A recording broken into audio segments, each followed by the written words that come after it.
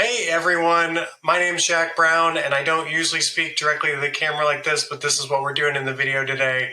I'm just clearly such a great performer. I'm nailing this so far, but what's happening today? Okay, someone told me that a good thing for the YouTube algorithm is to have an hour-long video. So I have a bunch of miscellaneous bits that I've done over this past year that I put together in a video today, and I'm going to be introducing each clip just to provide some context. But yeah, if you like any of these bits, then, obviously subscribe or whatever. And if you want to come see me live, I'm doing the big show every month on the third Friday. So if you're watching this when I post it, the next one will be October 15th. And then, so on and so forth whenever you watch this. I didn't write anything down for this, and I feel like I'm just 100% nailing it. So we'll go right into the first clip, which comes from Warm Takes, show put on by Emma Haney and Cory Barringer. Very thankful to them for putting me on. I did stand up as a character, Braxton Timoney, who is a high schooler, so you'll see that. And then there's going to be a little break for my pre-planned stand-up, and then part of the fun with the show is they give you prompts after that, and you continue to improvise your stand-up. So this is the first clip of many. And I'm going to put little chapters so you can just jump around, hop to whatever bit you want to go to. Hopefully it's easy for you, fun for you. Just put this on in the background while you're at work or whatever. Have a good time with it. So, folks, we're going to try something a little new on the show. We're giving a first-timer a chance on stage. Okay, so I hope that you guys will be very warm and receiving with this next comic. He's a high schooler. he just kind of wants to try this thing out, and we thought we'd give him a chance here. So, will you please give a warm welcome to Braxton Timoney? Hey guys, what's up? I'm Braxton Timoney. I love stand-up comedy. Am I right? My favorites are like Patrice O'Neill, Nanette, and the Barley and Me podcast. That's like those are my big three. Am I right? But doing this performance here gets my performance arts credit done for the year, so I don't have to see our school play where Timothy R. is playing both parts of Romeo and Juliet. Am I right?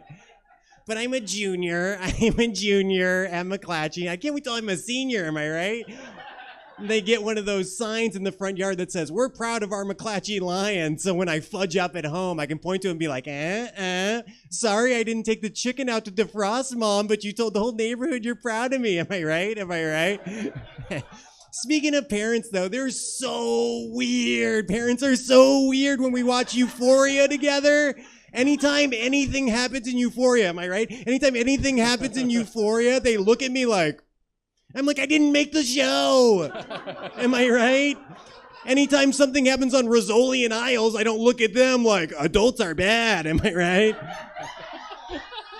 But man, parents are nothing compared to school.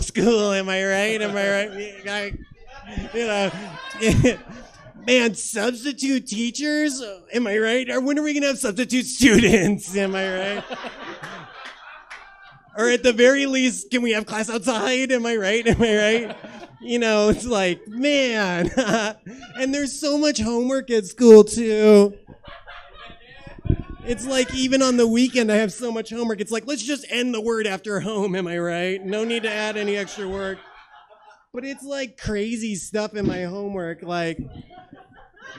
It's like, what's the capital of New York? Albany? Am I right? I'm right? Okay. And like 20 times 6 is like 300. Am I right? No. What is it though? We all know, but thank you. Am I right? And I love stand-up. What would you guys say was the reason for the French Revolution? Minimum 1,000 words.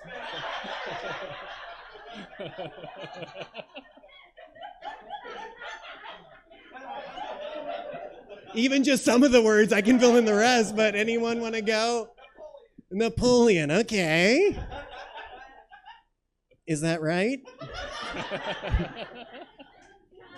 Is using your stand-up comedy gig to cheat on your homework ethical? Am I right or am I wrong? I'm wrong. Am I right? I'm wrong, I'm right. Hit me!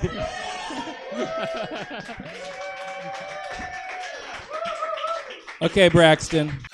That was too funny. Now, here comes the improvised portion with prompts from Cory Barringer, and I'm still Braxton Timoney. All right. What's the deal with lunch ladies? Oh my God. It's like, where do I get a hat like that? Am I right?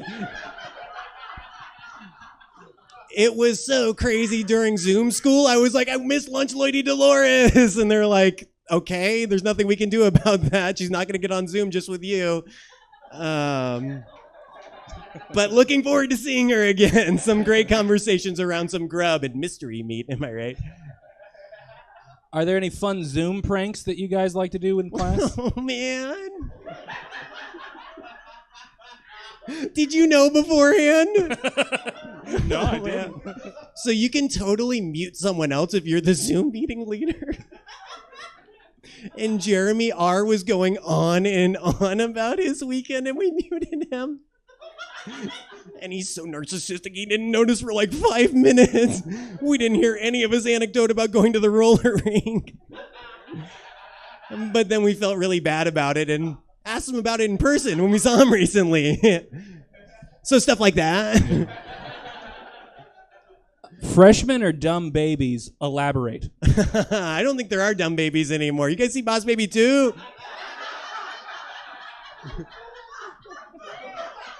I'm not allowed to yet until my parents come home. They take PG very seriously.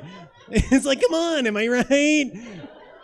Anyways, I do really want to see it, and I think the baby's so smart. He has a whole suit. I only have one suit. I wore it to my uncle's funeral.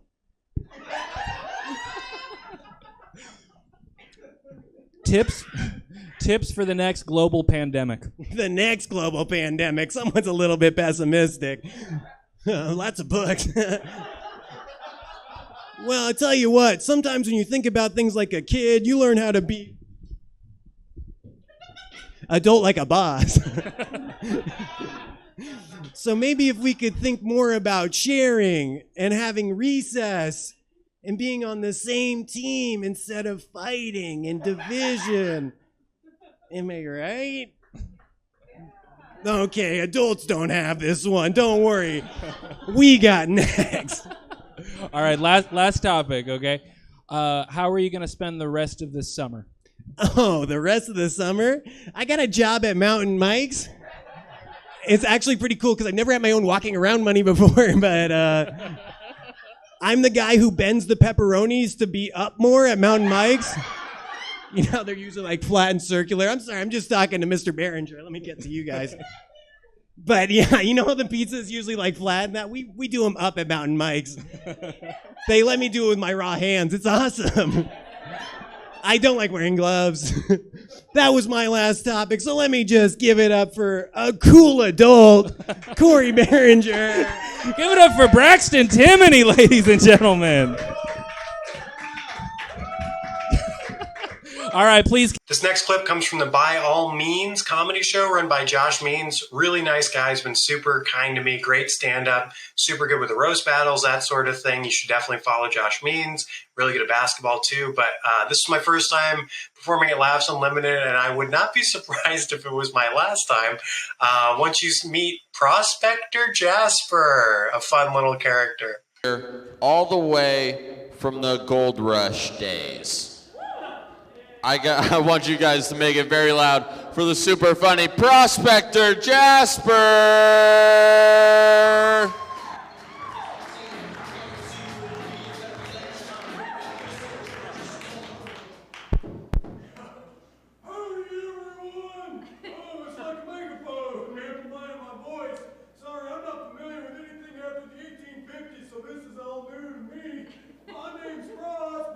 Jasper, and I work in the old Sacramento Gold Rush days. That's right, where time-traveling folks like yourselves can find out what Sacramento was like in the 1850s. It's an authentic experience, except for the virulent racism towards railroad workers. We leave that part out. Pleased to be here with you all. Most of the time travelers that I get are usually children on school field trips. But I was lucky enough to meet your host, Josh Means, today for the second time in my life. Josh Means, give it up for him, what a guy.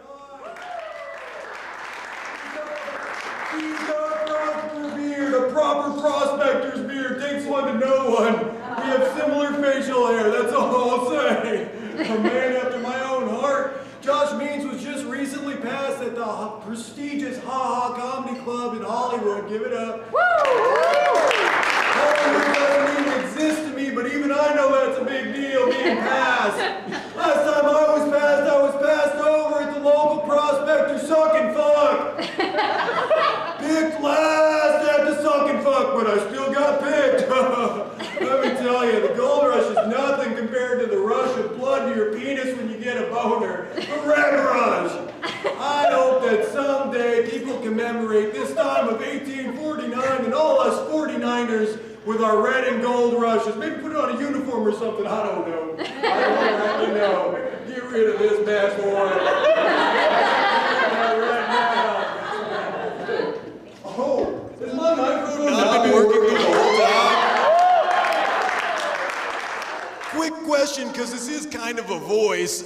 Could anyone hear what I was saying? Should I start over or no? Awesome. I shouldn't have asked that. It was obviously never going to go well.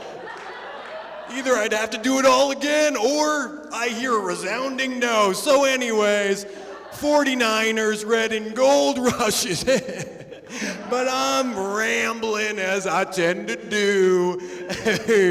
But when I first came to California, I had big dreams and hardly anything in my pocket. I was a prospective prospector without prospects, if you will. And an old timer by the name of Calvin, he took pity on me, he took me aside, and he said, "This is what you need to know if you're gonna be a prospector. You need to be ready to lie belly down with snakes, panning in the mud for no money, and you'll have even less sex, because you're gonna have to pay for sex on account of your prospector's stench. And you're gonna need to drink just to make it through another day of back-breaking labor. And on the off chance that you do find gold, you'll probably get robbed by people you thought were your friends before you even make it back to camp." I said, "Tell it to me straight, Calvin. You're telling me that I need to lie belly down with snakes, have no money, no sex, be dirty, and be betrayed? Well, hell yeah, I want to be a prospector. That's a lot better than my divorce in Cincinnati. Then I don't need to deal with any mother-in-laws. So yeah, I think prospecting's how I'm going to spend my days." Speaking of days, one day a time-traveling child on a field trip came up to me, and kids asked the craziest questions. He said, "Prospector Jasper, are animorphs real?" Now I had to pause. I took a mighty long pause because I'd never heard that word before, animorph. And as I was thinking, I saw his face and he began to frown, and I could see the childlike wonder leaving his face. His imagination was going away. And you know, as a prospector, you need imagination, especially when you're panning for gold downriver from a camp upstream that's shitting in the creek, and you gotta pretend that it's sarsaparilla covering the gold instead of fucking chili shits. Anyways, I told the child, "Why, certainly, animorphs are real." And that child, he beamed from ear to ear. His grin was so big, it made me feel like bumblebees were tap dancing in my soul. And I did what I do whenever I get happy. I did my little jig, and I pulled out both my pistols and shot them straight in the air. And around that time, everyone stopped smiling and started screaming, saying, "Run for cover," because I use live ammunition. You got to protect your gold out here. And everyone ducked into cover, and that child was still standing there with his arms out like Christ on the cross, his eyes closed, saying, "The animorphs will protect us. The animorphs will protect us," underneath a hail of live bullets, with no fear. And I don't know if it was the wind or the animorphs, but that boy's life was spared. And ever since then, I've taken his faith in animorphs and put it towards prospecting. But boy, is it hard to keep your faith in prospecting. Let me tell you, I almost lost my faith before I made it to California when I was on the darn Oregon Trail, that contemptible trail. Oh, I hope no one ever makes a game glorifying my bout of dysentery.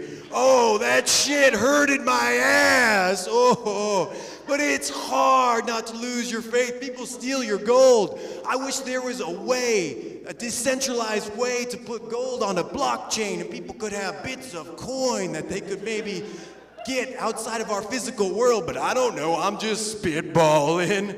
If that was real, I'd buy a lot of Ethereum. But it's so hard not to lose your faith. It's so hard not to lose your faith. Especially when all the adults in Sacramento don't want to come to Gold Rush Days. Seems like a lot of y'all didn't even know Gold Rush Days existed. It happened in old Sacramento all the time. Because all y'all want to do is go to the damn Ladybird house. It's fucking true. Y'all don't want to be here. Y'all just want to go to the Ladybird house, fuckers. So Prospector Jasper is going to spin one more yarn, and then I'll get out of your hair real quick. But I just wanted to say, you guys remember that child I talked about earlier? The one who put his arms out like Christ on the cross with his eyes closed and said, the Animorphs are real, the Animorphs will protect us under a hail of live bullets with no fear. Well, that child's an adult now, and it's actually a really close friend of mine and a friend of all of you as well. That's right.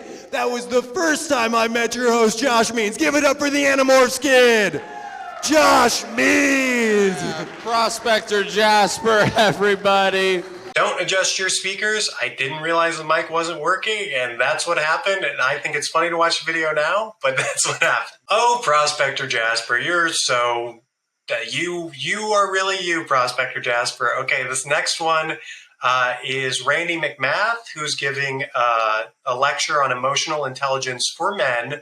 This was at Big Show. This was the worst part of Big Show. I pulled everyone afterwards. They hated it. But I like it, and I'll do a better new character the next time. So come see that. You'll never see Randy McMath again, except for in this clip right now. What's up? Who here likes sports? I said, who here likes sports? Who here likes sports? Yeah. Who here cried today? Woo! Wow. A lot louder for sports than it was for showing our emotions. That's interesting. I cried today and I'm not ashamed to admit it. Now let me level with y'all. My name's Randy McMath, and this is my lecture on emotional intelligence for men. That's right, this is targeted at men, at guys, at dudes, at bros, because we have a little bit of trouble showing our emotions. But no matter how you identify, I think this will help you out.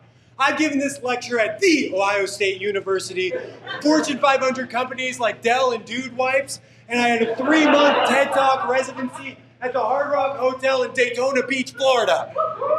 Yeah, so I got some bona fides. Now, some of you might be saying in your head right now, Randy McMath, dudes and emotions go together like sand and donut holes. Not at all. That's the perception. But I think as dudes, we know reality's different, right? We got emotions, right? I said we got emotions, dudes, right? Come on. This guy's here. He's got his arms crossed, a single tear coming down his face like, nah, I never had a single emotion. We all know that's ridiculous. We've been sad, we've been happy, we've been hungry, we've been excited. I said we got emotions, guys, right? Yeah, now we're on the same page. Let's move to a new chapter in the same book.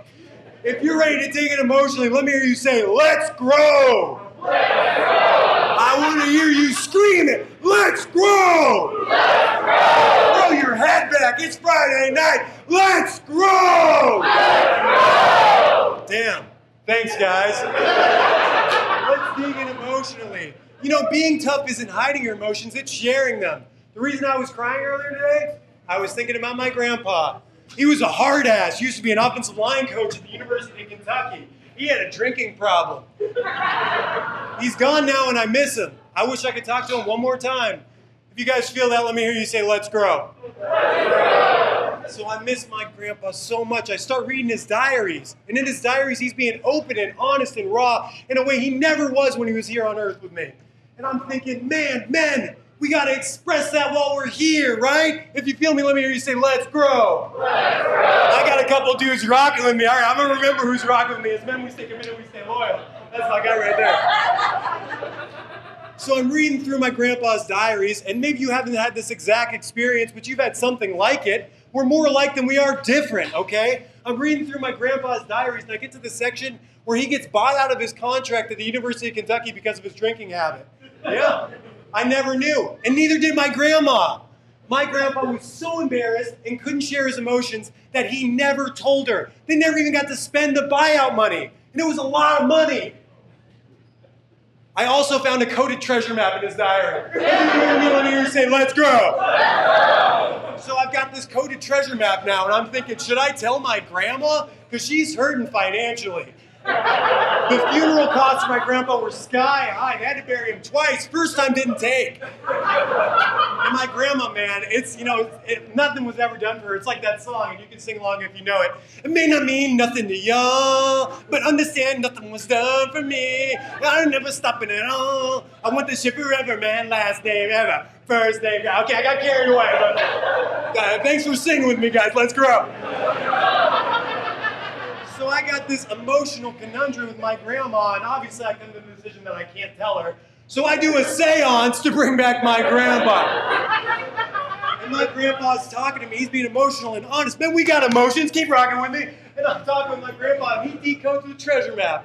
And wouldn't you know, it led right here. So I need some men, some dudes, some guys, some bros who can come up here and help me dig. Let's fucking go. Let's grow. Get up here, guys. Come on. Let's dig up Grandpa's treasure. Let's grow.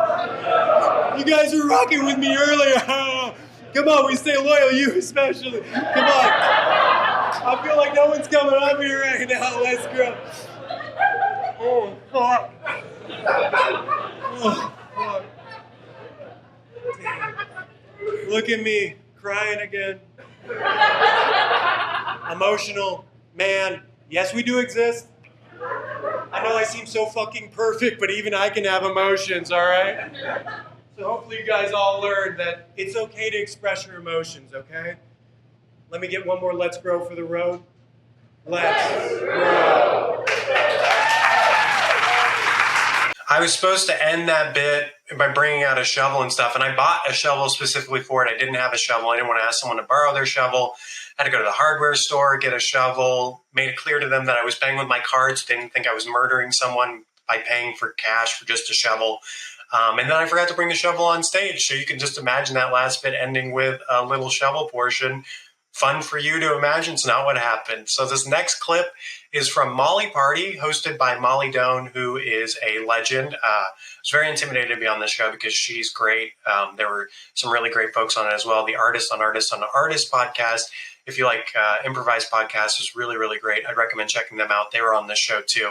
But I wanted to do something really fun for Molly Party. So here is my bit from the Molly Party virtual variety show. Older, and as technology advances, I think also, we need to make sure we're continuing to learn science and be bereft of scientific things and scientific facts. Me, for instance, I'm getting back into how cool clouds are. But that's not important.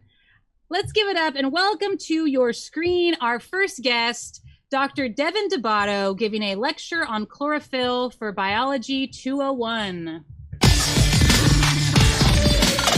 Hello, I'm Dr. Devin Debato, and in today's Biology 201 lecture, we're going to be discussing chlorophyll. No need to be shy or impressed because of my multiple PhDs. We're going to have a great summer semester, and hopefully this is the last semester I ever teach on Zoom.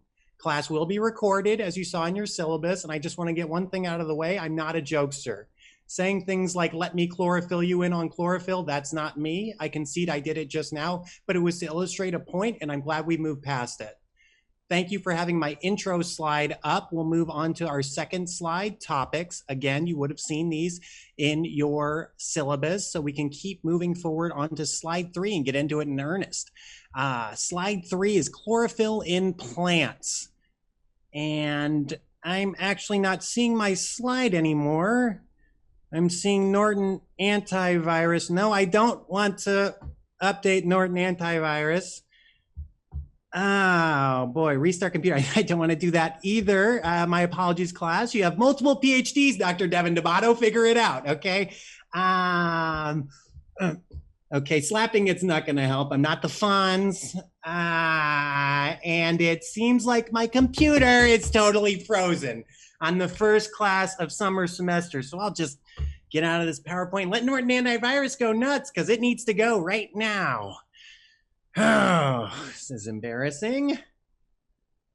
But I guess I have a little free time on my hands now. Might as well have myself a nice evening. Maybe a plain rice cake? That hits the spot. These plain rice cakes are good, but boy, do they ever make me horny. Boy, might be a good time to dip into some pornography right now, considering my screen's frozen and my class is gone. Have some unexpected free time. Maybe hit up bioporno.com. Oh, that'd be fun. Okay. See what they got today. Latest. Seen that. Oh. A Shel Silverstein The Giving Tree parody. The Receiving Tree. Ah, what's he going to give to that tree? Dang, there was a time when milk cost 10 cents, but even then that guy's balls would have cost $100. That's a lot of cum. Time to crank my hog. What the hell? Hello? Is there someone in? Oh my God! A burglar in Dr. Devin Devato's house! Get over here! No!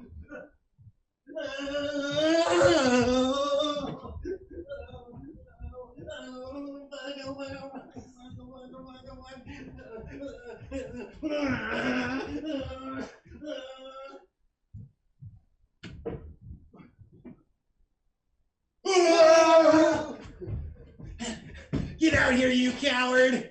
If you come into Dr. Devin Devato's house, you can expect violence. Oh, no,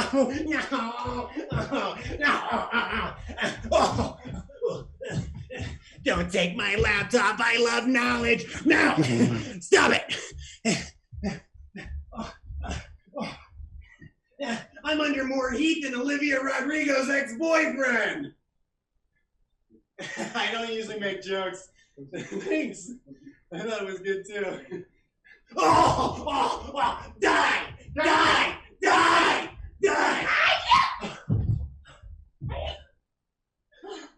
Honey, what are you doing out here, my Navi princess? I have to save you. But if they see you, they'll take you back to the lab. And back to Pandora, away from me. I'm here. What are you doing? What are we doing? What are we doing? What are we doing? What are we doing? What are we doing? What are we doing? What are we doing? doing? Strength. Oh, give me some of that tail. Ooh. Oh. You know, I have some free time. My class is canceled. Wait, that class? Huh? Oh no! Pretend to be frozen. Oh, I'm so close to tenure. Walk away slowly. I'll turn on the old Debato charm. Oh, I love you, my queen.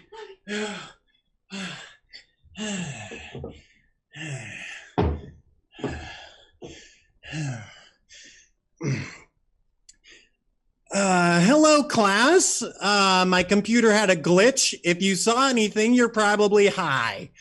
Sorry to say it, but nothing happened here. Let's get back to the PowerPoint if we could.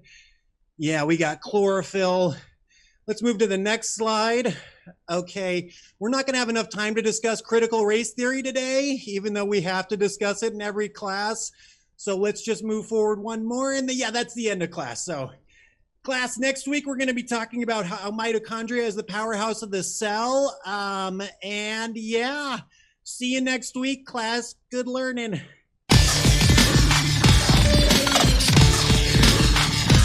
All right. Yes. Oh my gosh, Jack Brown, how you doing? Oh, that burglar's so helpful. Good here, guys. We have Kameron and Sarah too. Hi. Wow, everybody in the Zoom's loving it. Thank you. Kameron as the burglar, Sarah as the Navi. Wow, that was huge. That was huge. That was iconic. Wow. This, I mean, we all love well-placed Avatar jokes. It's so funny. For Stab this week, I was on Stab this week, which is a weekly podcast run by this theater. I made a joke about wanting to put my dick into a Navi's tail. So that's so fun. We're all like... And I wanted the Navi's tail to go in me. That just says where we're at on the sexuality spectrum. That's Huge thanks to Cameron Schmid and Sarah Kullbom for helping me out with that last bit. They were great, and they are great. Sarah is the co-host of Big Big Show. It was actually her idea. Super lucky to get to run it with her. She's awesome. Definitely follow her. Follow everyone. follow everyone. Just go ahead and press that button where you follow all.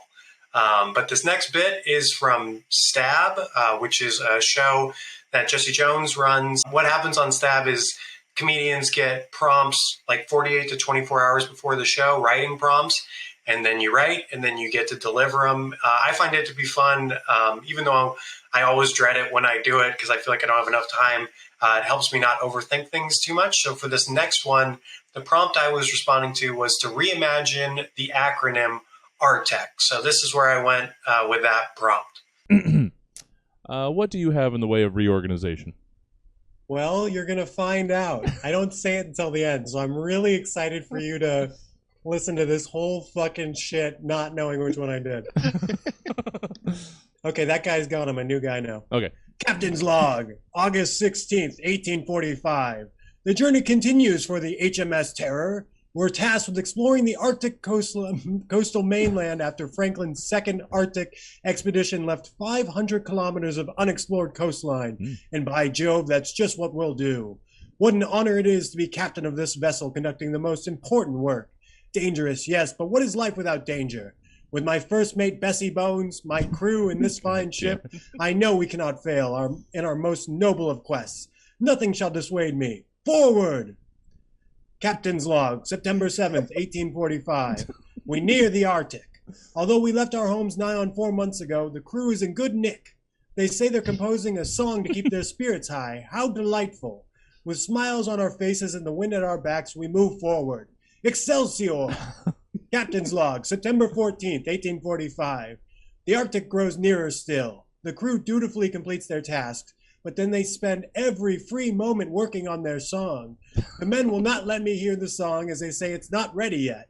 Well, good that they want to impress the captain, I suppose, and if it keeps them away from the rum, then I'm all for it. A good captain never runs afoul of a sober and productive crew. Onwards! Captain's log, September 19th, 1845. Oh my word, never have I ever seen a storm such as this. Since I last wrote, we have been under heavy rain and sleet with gale force winds. I fear we drift away from the Arctic. Without the moon or stars to guide me, I cannot say for certain. I hope this storm shall relent soon, or I fear our voyage will be a failure. The men give me strength, through even in this inclement weather. They remain cheery and content with as they work on their song. They still won't let me hear it because they say it's not done yet, but I hope we survive long enough for it to tickle mine ears. Progress. Captain's log, October 3rd, 1845. The storm, the nasty weeks-long storm that felt as though Poseidon himself was trying to give us the old heave-ho, has finally relented. I wasn't sure if the crew's song would be finished before the storm, but as luck would have it, the storm went silent at the very moment their song was finished. I suppose they would be happier now that their song was done, but their mood has changed. Their faces have grown serious. They say they no longer say that the song is not ready. They say that I am not ready for the song. A captain is ready for anything, but a captain also knows not to push his men too far. So wait I will to hear this song. The stars, which I can now see again, inform me that we shall make landfall in 11 days' time. Ahoy! Captain's log, October 12th, 1845. This glorious voyage has taken a turn. The ship has been divided into those who have and those who have not heard the song. First mate Bessie Bones, my most loyal and jovial companion, no longer returns my gaze. He only looks down and mutters to himself about that infernal song. The graveyard shift, who have all heard the song, do not work anymore. They say no need for work anymore. The song is enough. I told them that if they didn't work, they'd get no food, which is the surest way to stop a mutiny, but they said, no need for food anymore. The song is enough. I fear that it will soon be no need for the captain anymore. The song is enough. I must hear this song. I must. Captain's log, October 13th, 1845. Everyone on the ship has heard the song except for me. They beg me not to listen to it, but I must. They'll only play it for me if I agree to be tied to the stern of the ship, like Odysseus and the sirens. Yet there are not sirens out at sea. The sirens are on board. We are mere knots away from our goal, but I must hear this madness before I make landfall in the Arctic. I must hear this song. I toiled all my life to become a captain, but by God, I'll risk it all just to hear one note of this song. Song! Song! Song! That was the last entry in the captain's log. The men aboard the ship were not heard from for the better part of a decade, until 1854, when the Scottish explorer Stuart Hogg, while surveying the Boothia Peninsula for the Hudson's Bay Company, discovered the true fate of the party by talking to Inuit hunters. He was told the ship had become icebound, and when the men had tried to reach safety on foot, they had succumbed to cold and scurvy, and some had even resorted to cannibalism, all while chattering on about a song. Hogg found their vessel and discovered that there was an RTAC, recording technology, early kind, on board. He could not play it due to damage from the ice, but he still brought it back to his homeland, where it sat in a museum in Edinburgh, Scotland until now. With modern technology, we've been able to put the song back together. We will play it for you now, but I must warn you, many fear what it may do to them after reading the harrowing tale of the captain's log. I myself refuse to listen to it, and if you do listen, we take no responsibility for what happens to you and how your life may irrevocably be changed. Ladies and gentlemen, here is a song from the HMS Terror's 1845 Arctic expedition.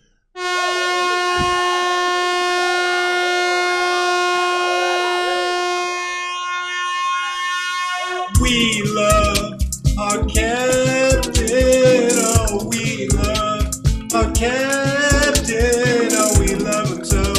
On this vessel, yeah, we love him so. On this vessel, I said we love our captain, we love our captain, but we'd be remiss if we didn't mention First Mate Bessie Bones. Oh, gotta go with the emotional guitar for this superstar. Oh, we love First Mate Bessie Bones. He's first-rate Bessie Bones on this vessel. Oh yeah, on this vessel. Yeah, we love him and we love our captain. We love him and we love our captain. And we're going to the Arctic. Yeah, we're going to the Arctic with the captain and Bessie Bones. With the captain and Bessie Bones. Yeah. Thank you. that was truly the jam of the fall of 1845. Or it would have been, had it been, delivered back. Oh, goddamn, Jack. That was a lot of fun, eh? Yeah, I'm sure you're laughing too. I'm sure the comment section's blowing up about my art here. This is, got this from a thrift store because this wall was barren. That's a picture of Sarah. This is from my buddy James. This is a picture of Bosch that he bought for me. This is my sister made this. Baby Yoda sipping a White Claw. That's from a Sacramento artist named Mr. Cheese. I bought it when I was very high, and now it's up, and I enjoy that Garfield very much. And then this was a cool wave. But on to this next clip, which is from a different instance of SAB. This time I got to be in person at the theater. I made the deliberate decision to stand up, which cut me off from the camera, but I think it's a fun clip. The prompt for this one was, I say it in the clip, so it's a Nextdoor thread about a child selling roadside sodas and cookies. Okay, so this is a Nextdoor thread. That was my prompt. Check it out. Jack. God damn it. Let's hear a Nextdoor thread about a neighborhood child's roadside soda and cookie table. Okay, so it's a picture of a child. My son Baxter's roadside soda and cookie table. He's handing out cookies and roadside sodas for free. So cute, I just had to share. Posted by Miriam Do-Gooder. And then these are comments. Chrysanthemum clamps. Precious. Reminds me of my son who was in the Coast Guard. And there's a flag emoji from Android so it doesn't render right on the app. Monica Pepto. All caps. Nice. Lovely.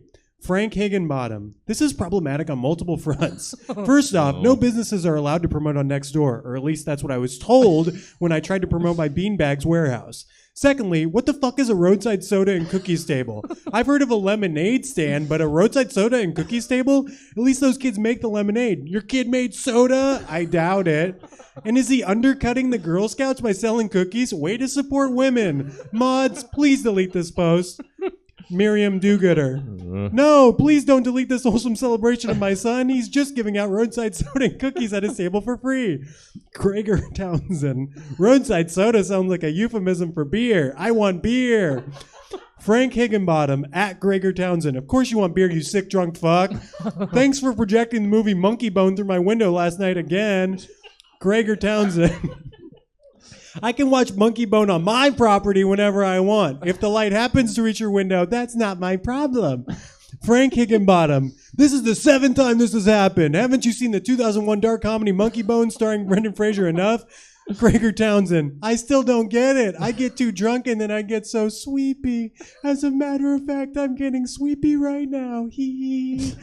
Jonathan Perfume. Let's talk about the real issues. Coyotes ate my plums, even the ones in my icebox. William Carlos Williams. No, that was me, Jonathan Perfume. My bad. Nicole Scherzinger. Funny, the city has money to subsidize this child's roadside soda and cookie table, but not to fix the pothole I made in my kitchen. Typical libtard bullshit. Miriam Do-Gooder. Let me be clear, the city did not pay for my child's roadside soda and cookie table in any way. He's doing it for free to bring smiles to people's faces. Bessie Bones. Pajamas with sleeping cap. Bessie Bones. Sorry, I thought this was Google search. Chrysanthemum Clamps. Children are angles, like my sweet Coast Guard son. Crying, laughing emoji. Frank Higginbottom. Children are goblins, and no one gives a flying fuck about the Coast Guard. Georgina McWhiteperson. I used to babysit this kid. I doubt y'all would be celebrating him if you knew his toxic opinions on bedtime, but y'all ain't ready for that conversation. No cap. Gregor Townsend. Anyone else think this kid looks like Monkey Bone? Frank Higginbottom. No one thinks about Monkey Bone except for you. Jack Brown. Roadside soda and cookie table? When I hit accept all cookies, I didn't mean this. Monica Pepto. Ha ha ha ha. Frank Higginbottom. Ha ha ha. That's too funny. Chrysanthemum Clams. Ha ha ha. We're not mad anymore. William Carlos Williams. Cheers to you, Jack Brown. You have won the internet, good sir. Gregor Townsend. I guess everything worked out in the end. Miriam Do-Gooder. Wait, are you the same Jack Brown who has been doing quote unquote nighttime CrossFit missions? Jack Brown. Yeah, they're helping me build lean muscle mass and practice for laser tag. Miriam Do-Gooder. Fuck you. You've been scaring my son Baxter every night with your tire flips and high-pitched squeals. Bessie Bones. Pajamas with sleeping cat by now, please. The moderators have closed this thread.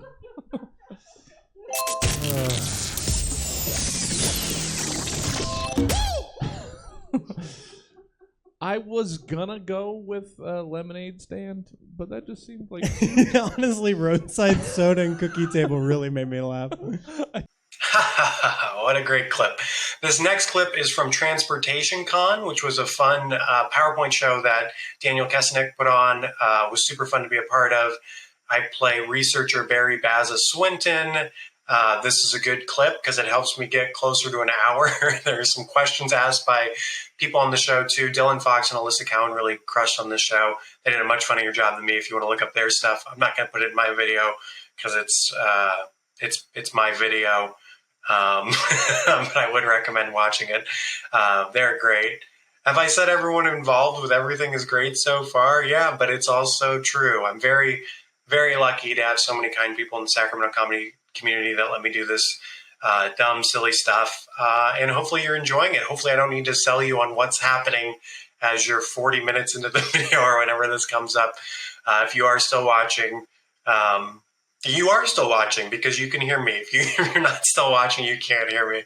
Okay, that's a great setup. Transportationcon, go. So let's get to your final presenter for the evening here in night one of Transportationcon 2021. Please welcome to the Travel Centers of America stage, Barry Bazza Swinton, and his presentation entitled Transportation. Hello, how y'all doing? It's Transportation by me, Barry Bazza Swinton, or Dr. Barry, but you can just call me Bazza. What are we going to be talking about today? Good days and goals. Let's get into it. My goal today, good day to all of you, transport you to a place of better understanding about the future of transportation by discussing the past.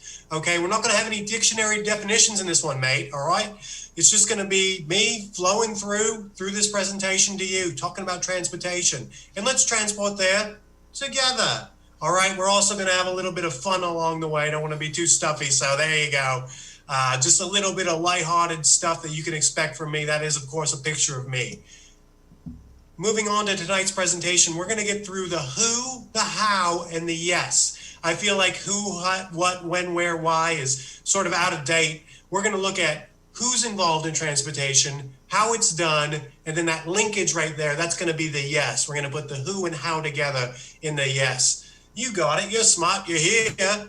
All right. First question, who? Who's a Bazza? Good question. I'm an Australian physicist, multiple PhDs. I could go on and on about where I've gone to school. I've won a Peabody, a Tony, a MacArthur Genius Grant. Danny Phantom was based on my work. The Nickelodeon series Danny Phantom was based on my record-breaking physics work. But there's only one title I have that really matters, and that's Son of the Outback. That's right. If you know anything about Australia, the Son of the Outback is an award given out only once every decade to someone who truly embodies the Australian experience. It's been given out by the Prime Minister to people like John Eales, Michael Hooper, Adam Ashley Cooper, Taniela Tupou, just a lot of folks. And they give you nice things with it, too. It's not just a title. I get a gold jacket, a slick hat, gator shoes made out of gator, and a kangaroo pouch backpack that says Fial Raven on it. So it's a really big honor, and it just means a lot to be Son of the Outback. But, even before I was awarded the Son of the Outback award, I was a Son of the Outback. I used to toss the boomerang around. This boomerang right here is actually what got me into physics. I wanted to learn how you could throw something with all your might, just throw it as far away as you could, and it would come back to you. It seemed to defy every law of gravity that I knew. And I just wanted to learn so much about the boomerang, and that's what put me into physics. But I was a Son of the Outback before I won Son of the Outback, and not just in playing with the boomerang, also in drinking. Yeah, that's right. I was on the piss a lot, mate. A lot.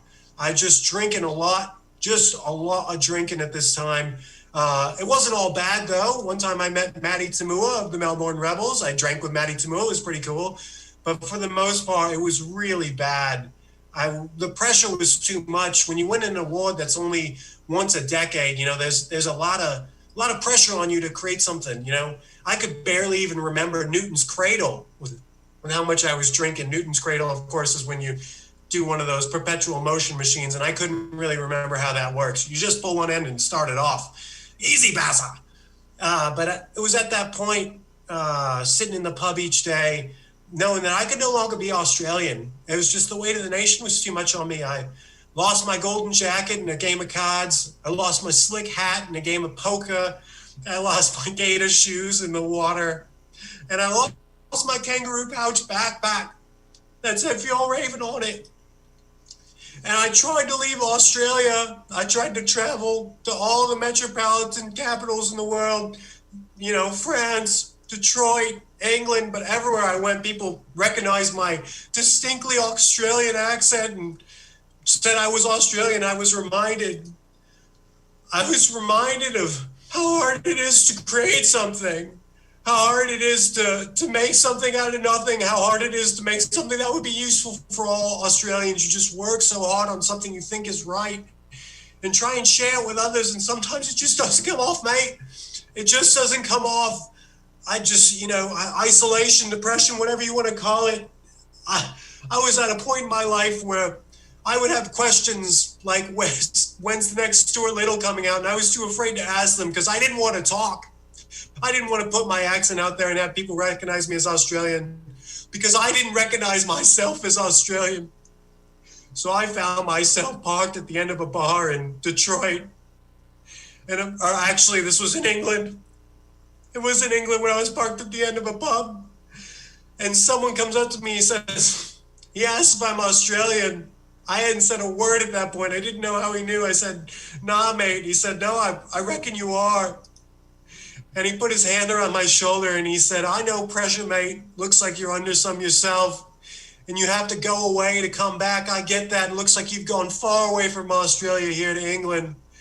But he says, you know, when you go out far away, you do need to return. And he said, I got an open seat on my flight back to Australia. You want to come?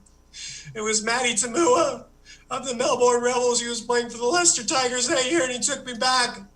And when I set foot in Australia again, I had the strength because I knew that, like the boomerang, I had gone as far as I could and I had come back again. So let me talk to you about my idea about the future of travel now that we've covered the past of my life.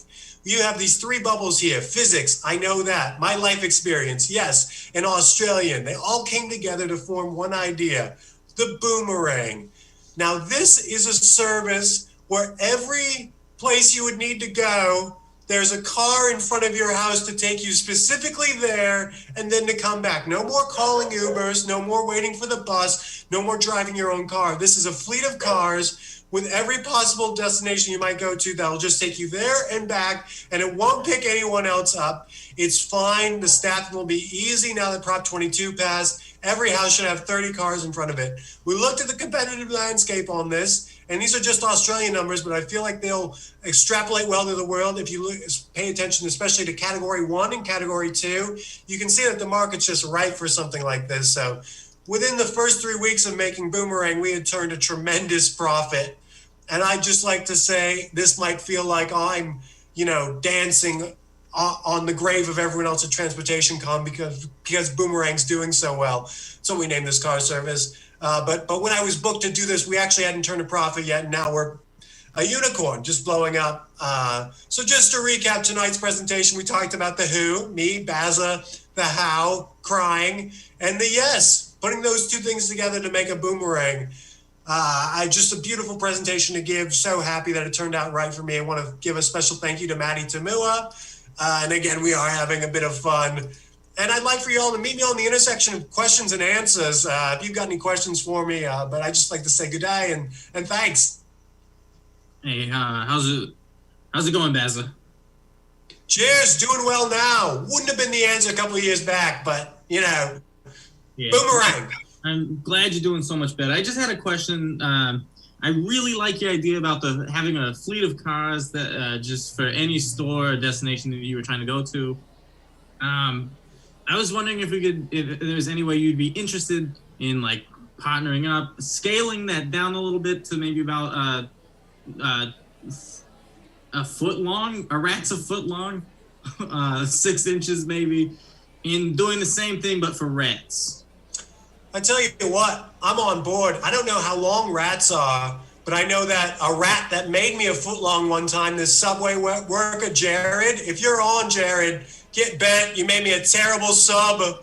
You're a rat, foot long and sub. I put it together myself, that joke. And yeah, cheers, I'm in. Sounds good. I'll hit you up by the vending machine. Twizzlers only, yeah. Barry Bazza, I just want to say I definitely sympathize.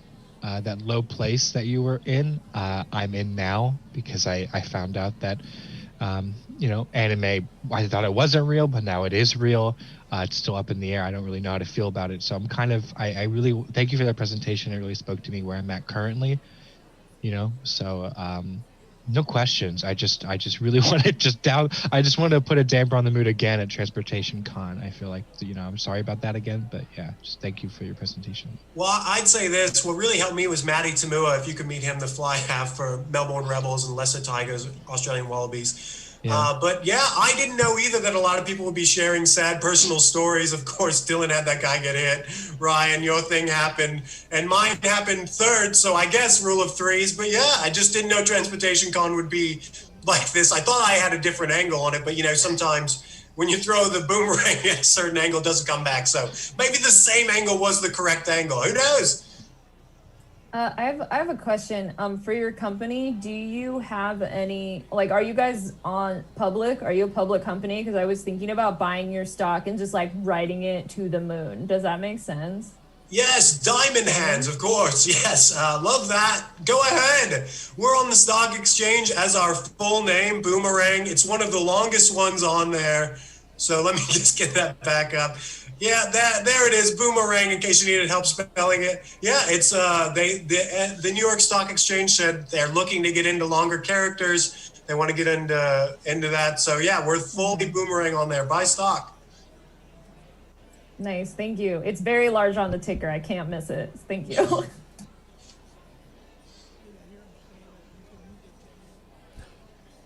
If it's fucking cool, I just want to like ask like one more follow-up question.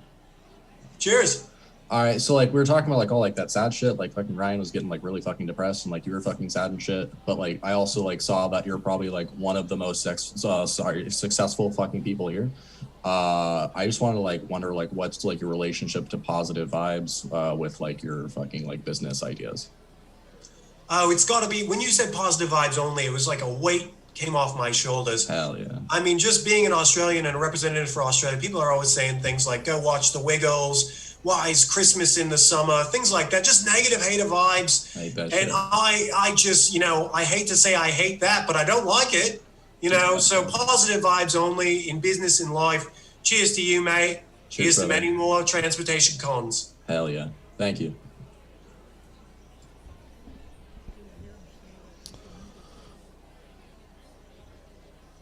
Cheers! And honestly, cheers. Final clip of the night, or of the video. Again, I'm just nailing it. This is also from Stab, and the prompt was reimagine the acronym HAKAS, H-A-K-A-S. And I did my thing on this one. I ate on this one. I'm going to edit that out if I remember. I don't usually talk like that.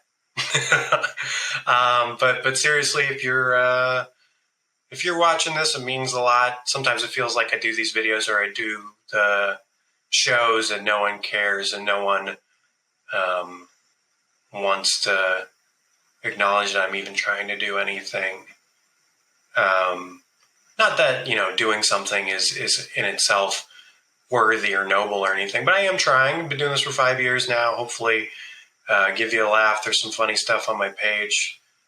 I got real somber there for a second. I started disassociating as I realized how much time I put into this stuff.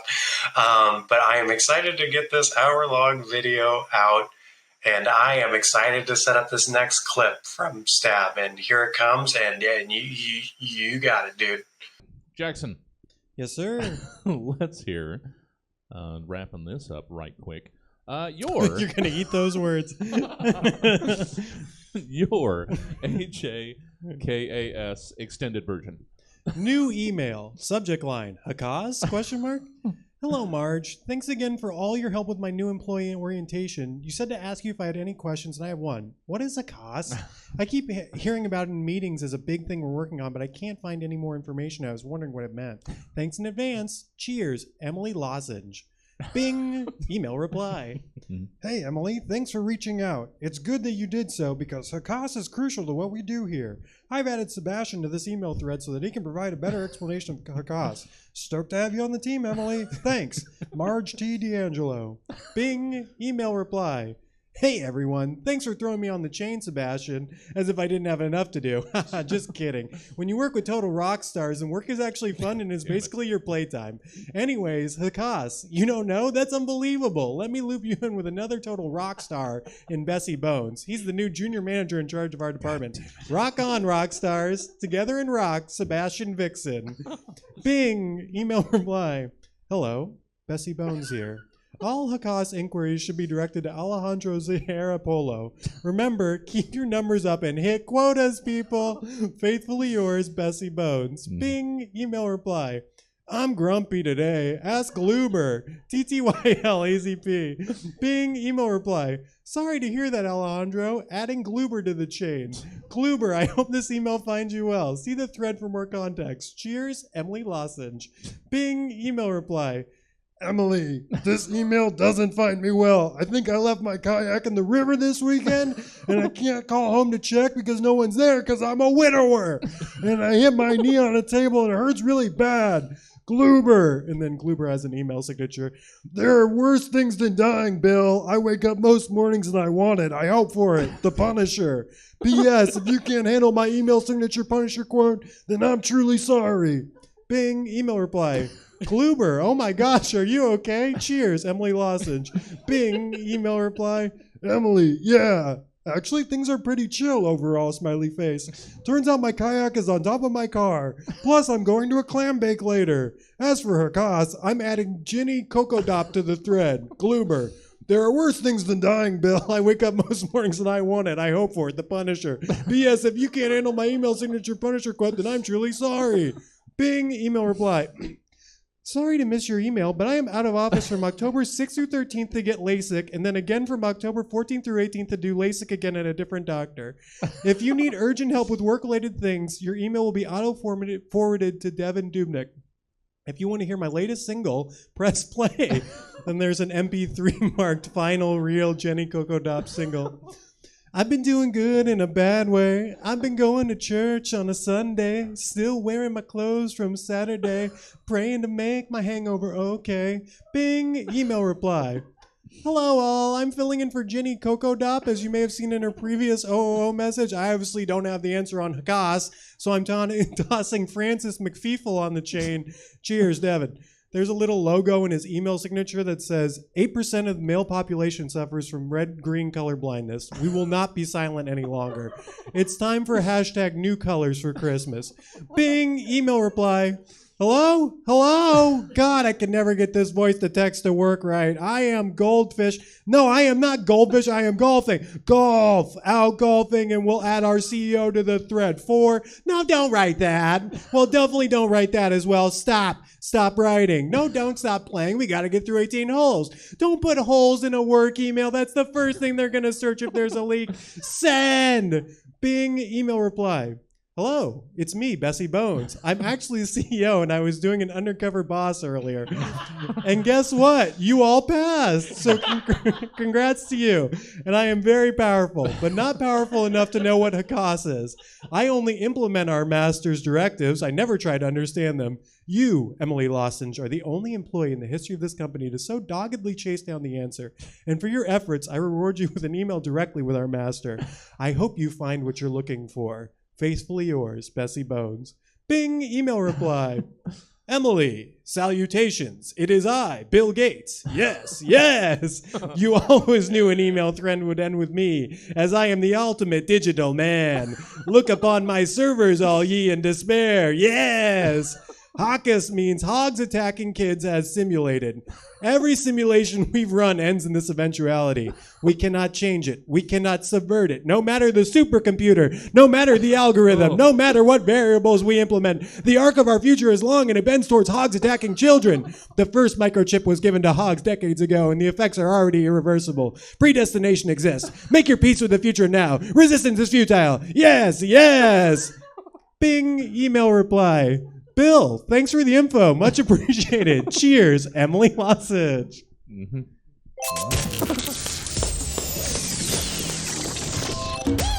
I stand corrected. Yeah. Thank you. Thank you. Again, big show, which I co-host with Sarah Kullbom. Show was her idea. She's fantastic. Every third Friday of the month. October 15th is the next one if you're watching this soon. If not, look at a calendar, figure out when the third Friday is. 9 p.m. Sacramento Comedy Spot, variety show. Great folks coming through every time. All new characters, stand-up, music as well. Super, super fun time. Really like what we're doing there. It's where I'm putting all my energy these days, and it would mean a lot to me if you came out. If you've watched this entire video and you don't want to come to Big Show, I don't know what's going on. There's something that happened. There was a disconnect at some point. Maybe you clicked on this by accident and then you fell down a hole and you couldn't turn it off. In which case, I hope you get out. Even though you don't like what I'm doing comedically, I do hope you get out of your hole. So, yeah, I really thought I could not pre-write this and I would just really find it in the moment. And I'm pretty sure I did. So I love you. Good night. Good morning. Goodbye.